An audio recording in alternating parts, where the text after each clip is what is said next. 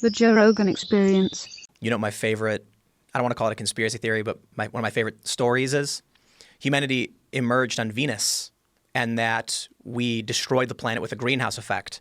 So we created the Ark Project and took the DNA of 2 of every animal and loaded up on the last vessel, the Ark, and went to terraform Earth. And That's the dumbest idea ever. It's hilarious, the though. DNA of 2 of each animal, and then how many copies of those things do you make before they eat each other? They got anti-grav tech. They just started seeding the planet, and what people do. I'm not saying I think it's a fun story. They argue that the Bible was like the stories being told and retranslated over hundreds of years to a lost civilization that had only one ship escaped the destruction of their planet. And I'm not saying it's true. I'm saying it's a fun story. I love that story. Yeah, it's fun. It would be a fun sci-fi movie. And then you end up with lost tech being discovered well, you have thousands of people years like on. Elon that say we have to get off of Earth. You know, there's so many people that say we have to escape Earth. We have to sort of colonize the solar system or colonize the galaxy. I agree. And I think if we don't discover a better propulsion than hard chemical energy, we're not going to do it. So yeah, well, that's why this is so compelling, this idea that they're using some element that apparently is impossible to find here. You can only create it with a particle collider, but maybe in whatever solar system they are coming from, you have a very different environment. And maybe this element was the primary source for fuel. Maybe they figured that out a long time ago. I wonder if I'd love to talk to an actual physicist about this. Is there something with negative density? What's that mean? So, like, you know, things with density create an attraction through gravity because the pressure, their influence on space-time. I'm not an astrophysicist, so I can't explain it to you perfectly. But, you know, the larger, the more dense the object, the more pull it has. You know, so like a very dense black hole, for instance, sucks you in. Then, you know, Mars has slightly less gravity than us because it's less dense. I wonder if there's something. Again, this probably, you know, I'm sure there's some scientists laughing right now. What a moron. But negative density, something that would actually have a push effect in terms of gravity.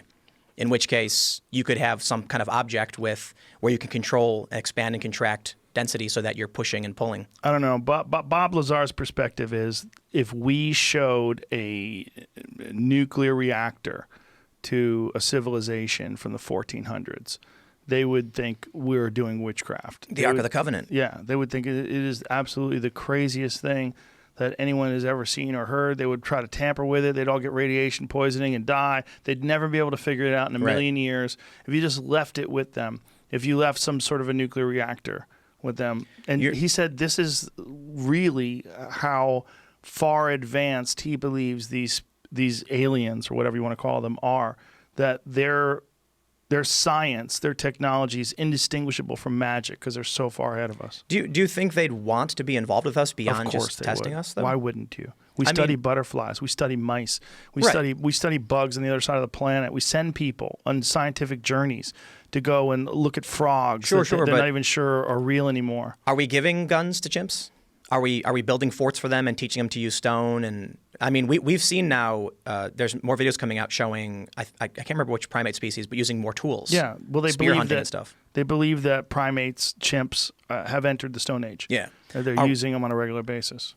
Are we going to go and teach them agriculture? I mean, do we care? Dude, we teach chimps things all the time. We but teach in chimps closed environments, because that's the only way you can study them. Yeah, we teach. I mean, if they had a civilization you can go to, you knew they lived in an apartment, and you could study them that way. But you don't think that they would study if they found a planet. Like, let's imagine if we found a planet. Okay, we found a planet, and it's all just filled with octopus, and these octopus are changing colors and just jacking fish and eating lobsters. We would be fascinated. Totally. We'd be fascinated. Yeah, absolutely. Well, all innovation happens because people are trying to improve on initial designs. Now, why do they try to improve on initial designs?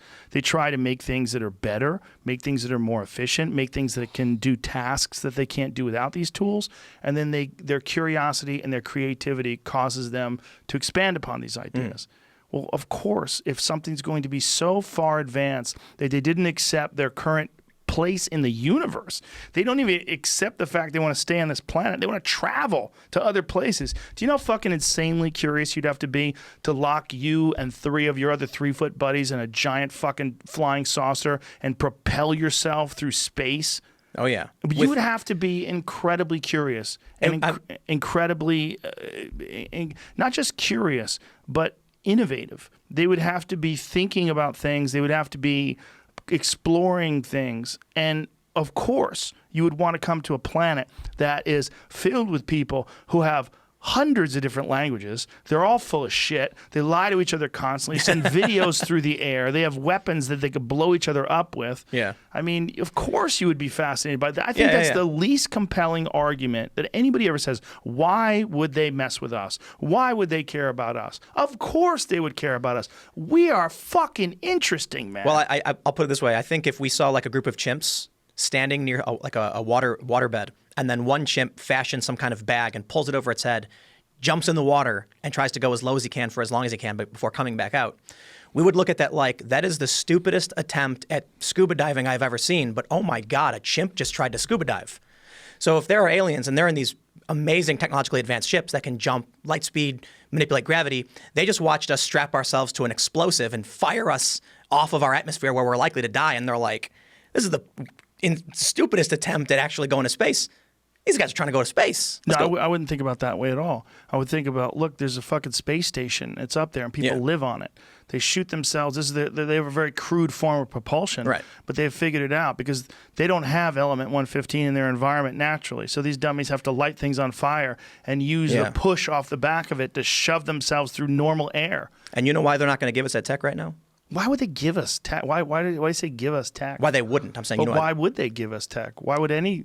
that's the weirdest argument ever, that they're giving us things. I don't think they're giving us shit. No, I don't think so either. I think they're specifically not doing it, and they wouldn't do it even if we wanted them to. I think it's an inverse. People. A lot of people talk about how they're like sharing technology with us or something, right? You see that stuff in the I've heard theories. those conspiracies. The reason they won't is because we're territorial. We fight each other. Oh, for sure. Yeah. So look, if they came down and went to Russia and said, here's anti-grav propulsion, what do you think Russia's going to do? All right, our planet now. They're going to immediately expand rapidly. Their population's going to grow exponentially, and it's going to cause massive turmoil between nuclear powers, which could destroy themselves. Yeah, for sure. So they can use it as a weapon. The smartest thing is to not share at all until we're a one-world, society. Well, also, like, look at what they look like. What do aliens look like? If you look at the iconic shape of an alien, they have giant heads and genderless bodies. Like, maybe that's the key to stopping war. There's the Nords. No incentive whatsoever for people to be sexual or attractive. Everybody looks exactly the same. We get over this idea of biological mating. They reproduce through genetic engineering. Why not just be robots? Well, maybe they are like robots. Yeah. Maybe that is like a robot. Maybe artificial bodies where have you seen Altered Carbon? I haven't, but I keep hearing good things about it. I just finished season 2. Season 1 was awesome, but basically they have a thing called a stack. You said you finished season 2. Season 1 is awesome. That means season 2 sucks? Season 2 is a C+. Oh, season 1's like an A+. C+. Yeah. Like, it's fun. But they have a thing called a stack in the base of in their spinal column right below their head that stores their consciousness, and they call their bodies sleeves. And they kind of don't care when they die because they just get, it's if you're poor, you get really crappy sleeves, right? But if you're rich, you get premium access, military upgrade, like high tech, very strong. But their bodies just become separate. And you can also transport your consciousness interstellar, like to other planets. And then you wake up in a body on a different planet. That's how you go places now. Oh. Your consciousness travels. So yeah, I mean, maybe aliens do that. Maybe there's not. I find the idea of the various alien life like bodies curious. One of the things I've read about is that it could be humans from the future.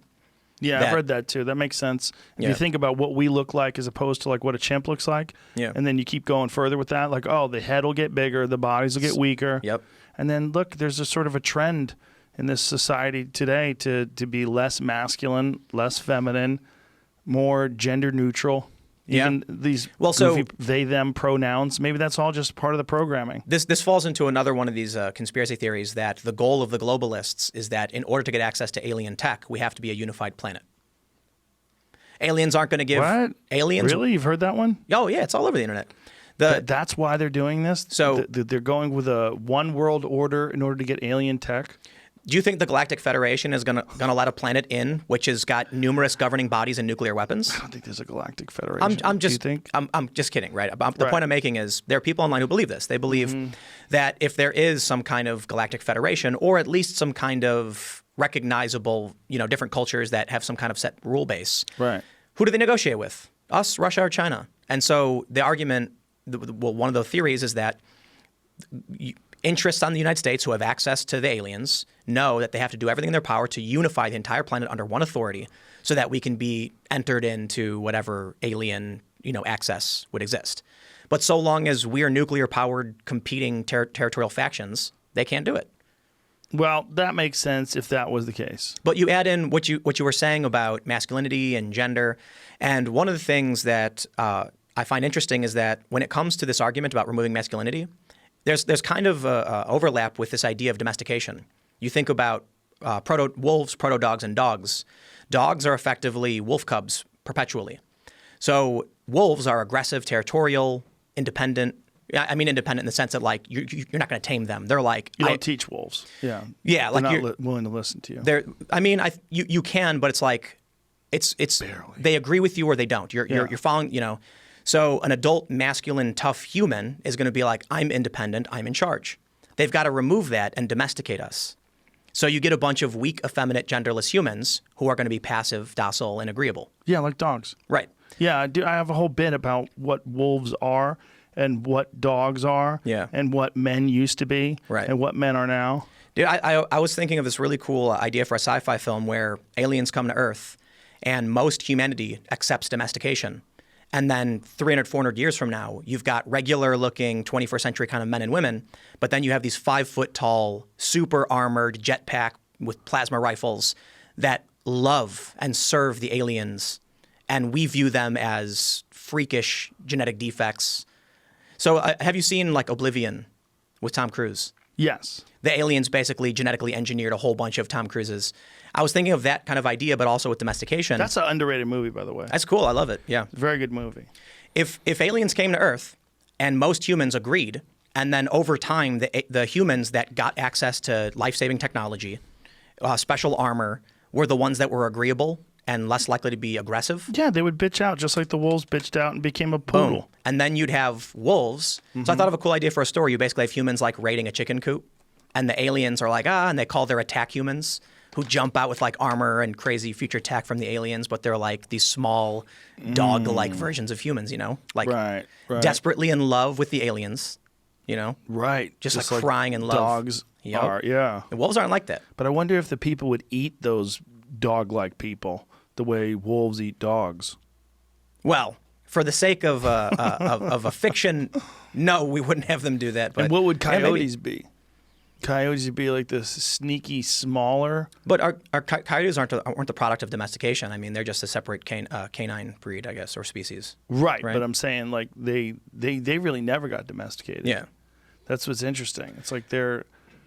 I mean, is there a coyote version of humans? Yeah, the North Sentinel Island. Right?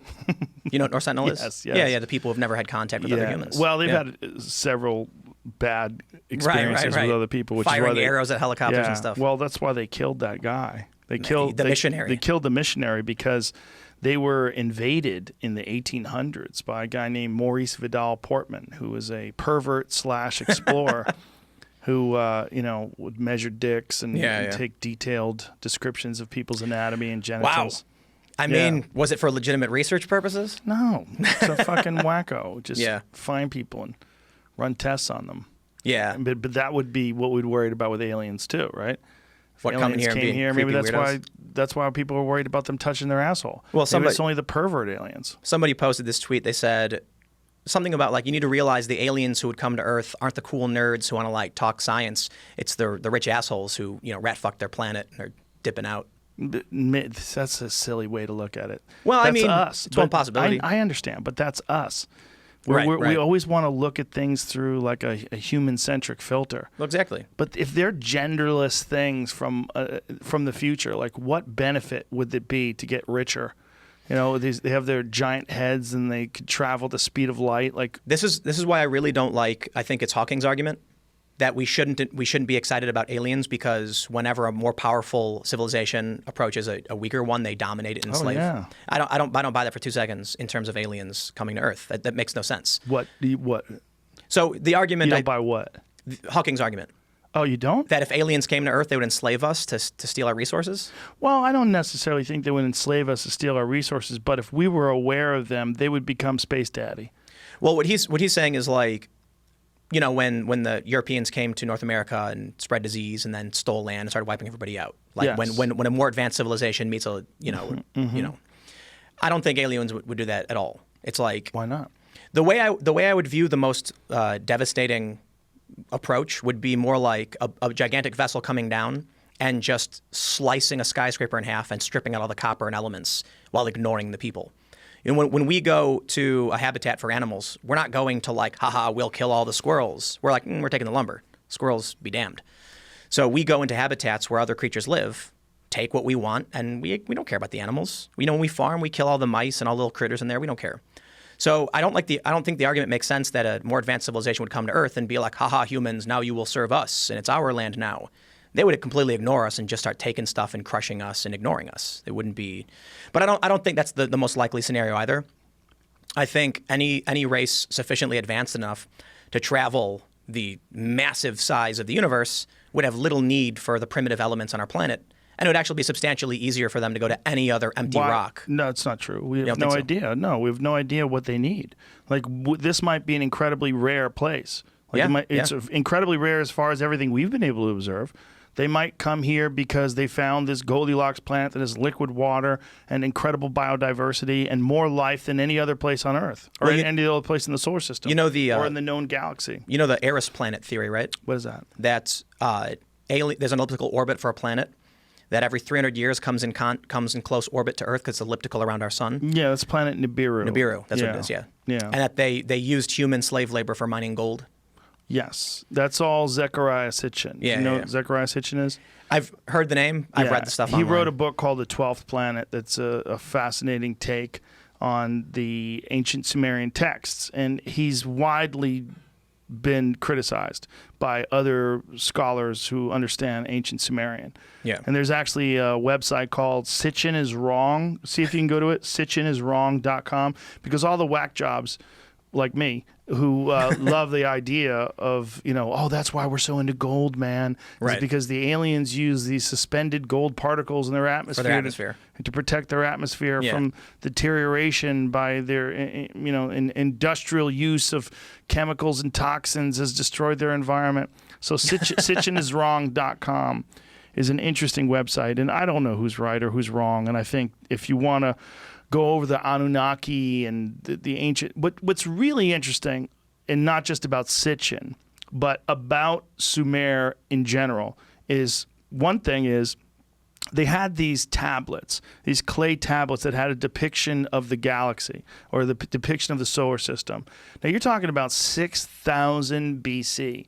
They have this depiction of the solar system that shows the sun in the center, and it shows all of the planets in our known galaxy or our known solar system with a proper perspective in terms of the size of the planet and the proper distance. Like they're in the right places. It's not like there's a big one really close to the sun, then there's a little one 3 planets out. Like, see if you can find that. It's a weird image. See, that's the image. Yeah. Right? Yeah, and the take that Zechariah Sitchin had was that they were trying to tell us that they have come from this other planet, and they were trying to explain to us what our solar system is. But just the fact that they have this sun in the center, and then they have all the planets that we know of circling this sun. And this has been criticized, like, oh, no, they didn't do it right, they didn't do it. First of all, they did it in clay, okay? So relax. It's so goddamn close that you would have to say, man, that might be what that is. And Yeah. if that is what that is, what are they trying to say with this thing?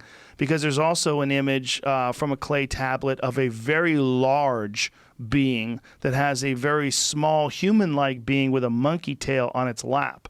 And this is what Sitchin points to as some sort of a depiction of the genetic engineering that took place to turn primitive primates into human beings. This is the reason why we are so different from every other animal on this planet. And the real thing that when people talk about aliens and alien count, like what would aliens be doing here? Why would they do? What if human beings are the product of accelerated evolution. Like, what if they came down here, they found this incredibly rich planet that's filled with biodiversity and all these different life forms, and then they found these primates. And like, oh, we know where these fuckers are going. Like, this is us 10 billion years ago or whatever the fuck it is. Let's accelerate this little party. Let's inject some of our super advanced DNA into these primates, and let's see where it takes itself.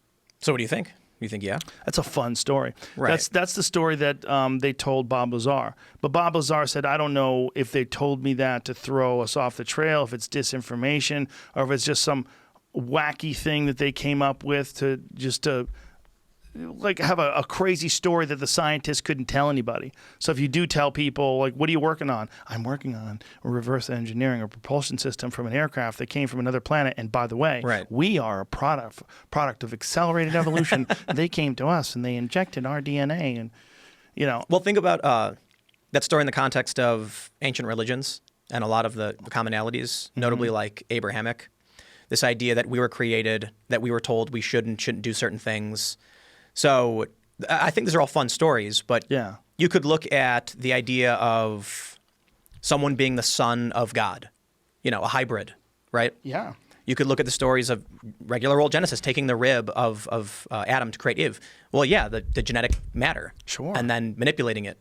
So, you know, I get a lot of heat from my more religious friends for pointing that out. That I believe the Bible is more likely on an odds base to be about aliens than about the actual creator of the universe. And I'm talking astronomical odds, like ridiculously astronomical. But I think we actually know some things exist. Genetic manipulation, cargo cults. We know how primitive life form reacts to more advanced technology they don't understand. And that would make more sense to me than, you know, believing in a hard religion about the creator and, you know, carpenter's son, things like that. Yeah, well, it's also, we're dealing with translations. Yeah. Right, that have gone on for thousands and thousands of years, that are a story that was told as an oral tradition for 1,000 years before that. It's like, boy, the saying hard and fast exactly what they meant in the Bible and what this means and what must have happened for them to write that down, to me is just bonkers. I mean, who knows? But what we do know is that the older the stories get, the weirder they get. Like, that's one of the weird things about the ancient Sumerian texts, is that you're in like the 6,000 years ago range, which is really weird. Like, that's a long fucking time ago.